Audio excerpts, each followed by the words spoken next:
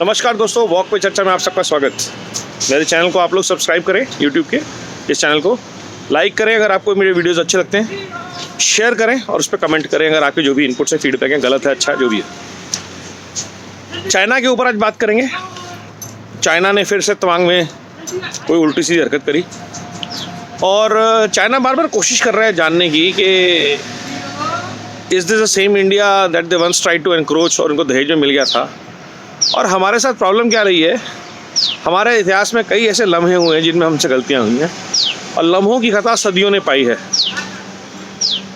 तो ये हम लोगों के साथ एक बहुत ही, चाहे पार्टीशन रहा हो, चाहे 1962 रहा हो, चाहे 71 की लड़ाई रही हो, जहां हमारे पास मौका था कि हम पाक ऑक्युपाइड कश्मीर को वापस ले सकते थे और ये प्रॉब्लम का हमेशा के लिए सुलझा सकते थे। आज भी ऐसे मौके हैं हमारे पास और हो सकता है कुछ हो भी जाए।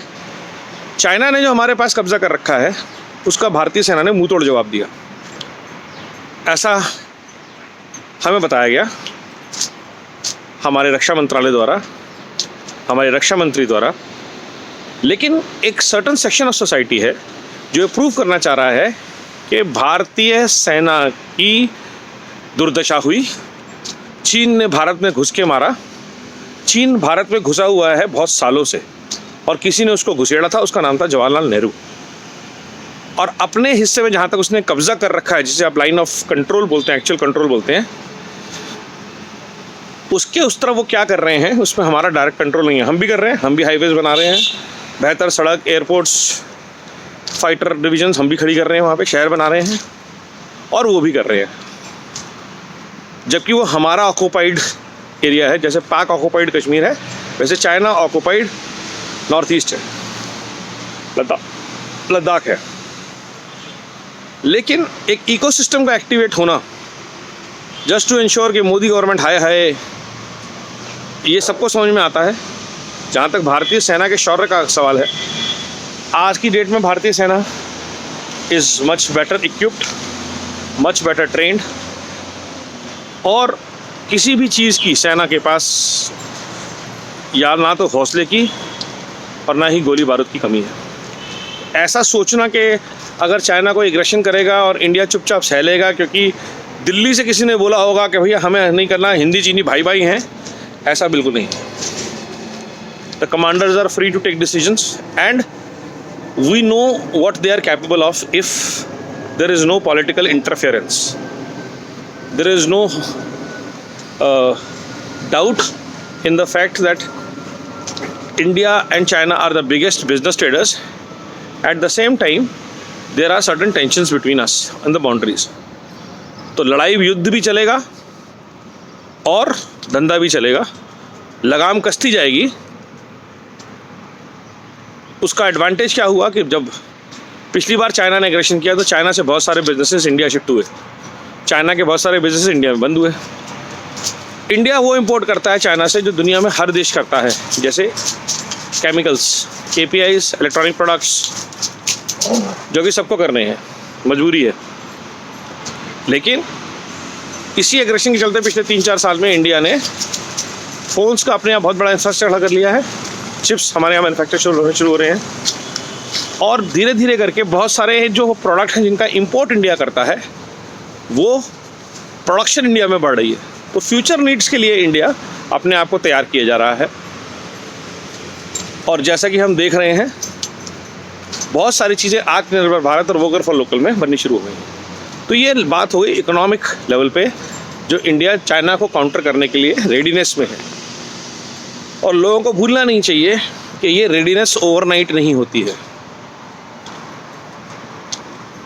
आवेश में डिसीजन नहीं होते हैं।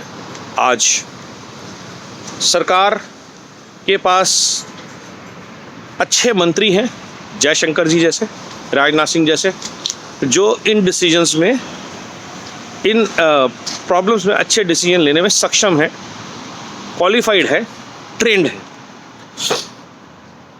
जनरल VK सिंह हैं हमारे पास।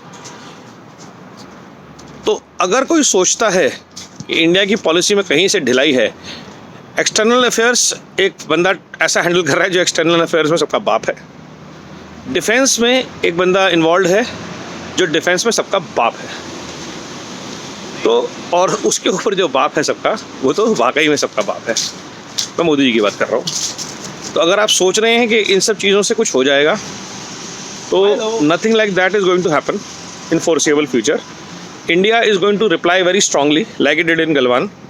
और जब आपके पास न्यूज़ आएंगी तो आपको समझ में आएगा कि भारत ने कितना मजबूती से इन चाइनीज़ एग्रेशन का जवाब दिया है। Having said that, India will not wage a war. जैसे मोदी जी कह चुके हैं, ये युद्ध का समय नहीं है, ये शांति का समय है। यूक्रेन रशिया वॉर से क्या क्राइसिस हुआ, दुनिया के ऊपर क्या इम्पैक्ट हुआ, ये सब ने देखा। और लेफ्टिस्ट अर्बन नक्सल्स ग्रुप तो चाहते हैं कि इंडिया और चाइना की लड़ाई छिड़े। चाइना को डाइवर्जन मिलता है अपनी इंटरनल पॉलिटिक्स से, अटेंशन डाइवर्ट करने का।